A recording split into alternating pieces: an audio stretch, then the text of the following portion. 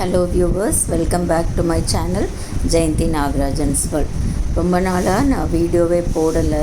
ஏன்னா எனக்கு கொஞ்சம் த்ரோட் இன்ஃபெக்ஷனாக இருந்தது, சரியாகவே இல்லை. கிட்டத்தட்ட 1 மந்த்தாக வாய்ஸே ரொம்ப டிஸ்டர்ப்டாக இருந்தது, வெளியில் வரவே இல்லை. ஸோ அதோட வீடியோ போட வேண்டாம் அப்படின்ட்டு போடலைன்னா. இன்னொன்று என்னென்னா, டெய்லி சமைக்கிற வீடியோஸ் போடுறது, தெரிஞ்ச குழம்பு, ரசம், பிரியாணி இதையே போடுறது எனக்கு அவ்வளோ இன்ட்ரெஸ்ட் இல்லை. புதுசாக ஏதாவது நம்ம லேர்ன் பண்ணோம், அது மற்றவங்களுக்கு யூஸ் ஆகும்னு தோணினா மட்டும்தான் நான் வீடியோ போடுறேன். டே டு டே பேஸஸில் விலாக்ஸ் மாதிரி போடுறதோ, இல்லைன்னா அன்னன்னை சமையல், 2 days சமையல், இது மாதிரிலாம் போடுறது அவ்வளோவா எனக்கு இன்ட்ரெஸ்ட் இல்லாததுனால நான் வீடியோ எடுக்கலை. புதுசாக ஏதாவது லேர்ன் பண்ணி மற்றவங்களுக்கு யூஸ்ஃபுல்லாக இருக்கும்னு தோன்ற வீடியோவை கட்டாயமாக நான் போடுவேன். அந்த மாதிரி ஒரு வீடியோ தான் இன்றைக்கி நான் போட போகிறேன் உங்களுக்கு. டீ, காஃபி போடுறது நம்ம எல்லாருக்குமே டெய்லி நடக்கிற விஷயந்தான். அதை எப்படி ஈஸியாக போடலாங்கிறது தான் இன்றைக்கி நான் சொல்ல போகிறேன்.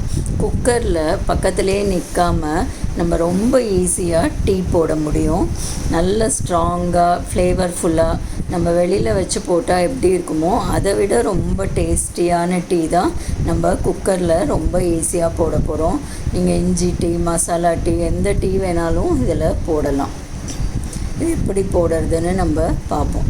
குக்கர் பாத்திரத்தில் நான் ஒரு 3 லிட்டர் குக்கர் தான் எடுத்துகிட்ருக்கேன். குக்கர் பாத்திரத்தில் 2 டம்ளர் தண்ணி ஊற்றிடணும். தண்ணி ஊற்றி அடுப்பை ஆன் பண்ணிடலாம்.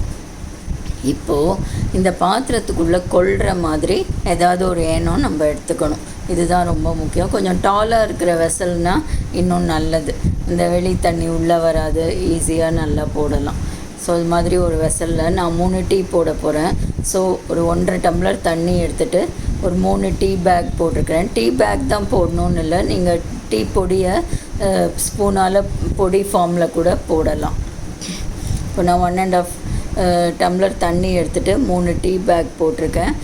ஒரு 1.5 டம்ளர் பாலும் ஊற்றிக்கிறேன் 3 டம்ளர் டீக்கு. இப்போது இதுக்கு இன்னும் கொஞ்சம் ஸ்ட்ராங்காக இருக்கட்டும் அப்படின்ட்டு நான் டீ பொடி ஒரு ஸ்பூன் போட்டுக்கிறேன். இந்த டீ பொடி அளவு, சர்க்கரை அளவெல்லாம் நீங்கள் ரெகுலராக உங்கள் வீட்டில் எப்படி போடுவீங்களோ அதே மாதிரி யூஸ் பண்ணிக்கலாம். எந்த சேஞ்சும் வேண்டாம். நாங்கள் ரொம்ப சுகர் எடுக்க மாட்டோம், அதனால் டோட்டலாக எல்லா டீக்கும் சேர்த்து ஒரு சின்ன ஸ்பூன் சுகர் போட்டுக்கிறேன். ஒரு 1/2 ஸ்பூன் சுக்கும் ஏலக்காவும் பொடி பண்ணி வச்ச டீ மசாலாவை போட்டுக்கிறேன். அவ்வளோதான் ஃப்ரெண்ட்ஸ், போட வேண்டியதெல்லாம் போட்டாச்சு. இப்போ நம்ம இதை மூடி 2 விசில் விட போகிறோம். 1 pot மீல் மாதிரி 1 pot டீ. இது ரொம்ப ஈஸியாக பண்ணலாம். இப்போ நீங்கள் இதுவே நிறைய டீ போட போகிறீங்க, ஒரு 10 டீ போடணுன்னா டைரெக்டாக குக்கரில் கூட போடலாம். 2-3 டீனா இந்த மாதிரி பாத்திரத்தில் வச்சு போட்டோன்னா நமக்கு ஈஸியாக இருக்கும். இப்போது 2 விசில் விட்டாச்சு. ஜஸ்ட் ஒரு 1 or 2 minutes சிம்மில் வச்சுட்டு நம்ம ஆஃப் பண்ணிடலாம். இப்போது அந்த ப்ரெஷர் போகிற வரைக்கும் ஆனால் விடணும். ப்ரெஷர் போனதுக்கப்புறம் குக்கரை இப்போ நம்ம திறந்து பார்க்கலாம்.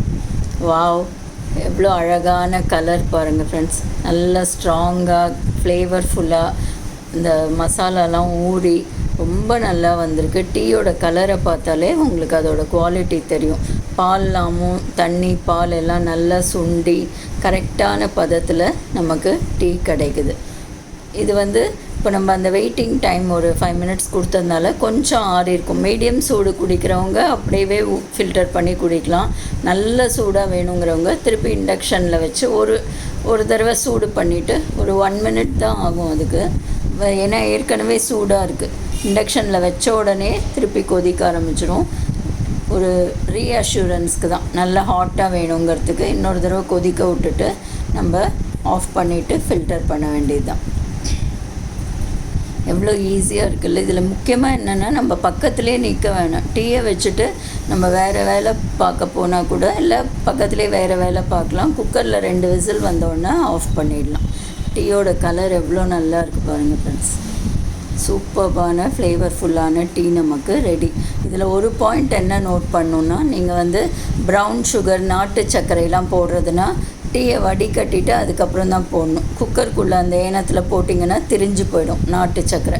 ஒயிட் சுகர்னால் அப்படியே டைரெக்டாக போடலாம். இந்த பாயிண்ட்டை மட்டும் ஞாபகம் வச்சுக்கோங்க. அப்படி நாட்டு சர்க்கரை யூஸ் பண்ணுறவங்கன்னா வெளியில் எடுத்து ஃபில்டர் பண்ணதுக்கப்புறம் சுகரை நம்ம சேர்த்துக்கலாம். இப்போது நம்ம குக்கருக்குள்ளே ஒரு ஏனத்தில் வச்சதுனால குக்கரை தேய்க்க வேண்டிய அவசியமும் இல்லை. குக்கர் கொஞ்சம் கூட அழுக்காகலை. குக்கரோட மூடியிலையும் பால் டீ படுறது அந்த மாதிரிலாம் எதுவுமே இல்லை, நீட்டாகவே இருக்கும். நம்ம மார்னிங் டைம்னால் திருப்பி அதை ரீயூஸ் பண்ணிக்கலாம், இல்லைனா கவுத்து வச்சுட்டு காஞ்ச ஒன்று உள்ளே வச்சிடலாம். டீ பாத்திரமும் ஓரளவுக்கு தான் அழுக்காக இருக்கும். உங்களுக்கு லைட்டாக வேணும்னா இந்த மாதிரி கொஞ்சமாக பொடி போட்டுக்கலாம், டார்க்காக வேணும்னா நிறைய பொடி போடலாம். அவ்வளோதான் ஃப்ரெண்ட்ஸ், சூப்பராக டீ ஈஸியாக எப்படி போடுறதுன்னு பார்த்துட்டிங்க. யூஸ்வலாக போடுறத விட ஈஸியாக இருக்குது இல்லையா? குழந்தைங்க வச்சுருக்கிறவங்களுக்கெல்லாமும் ரொம்ப ஈஸியாக இருக்கும். பொங்கி வழியுங்கிற பிரச்சனையும் இல்லை. நானே நிறைய தடவை கொஞ்சம் வேறு இடத்துக்கு போனால் அதுக்குள்ளே பொங்கிடும். இந்த பிரச்சனையெல்லாம் இந்த மெத்தடில் இருக்கவே இருக்காது. இந்த வீடியோ உங்களுக்கு யூஸ்ஃபுல்லாக இருக்கும்னு நம்புகிறேன்.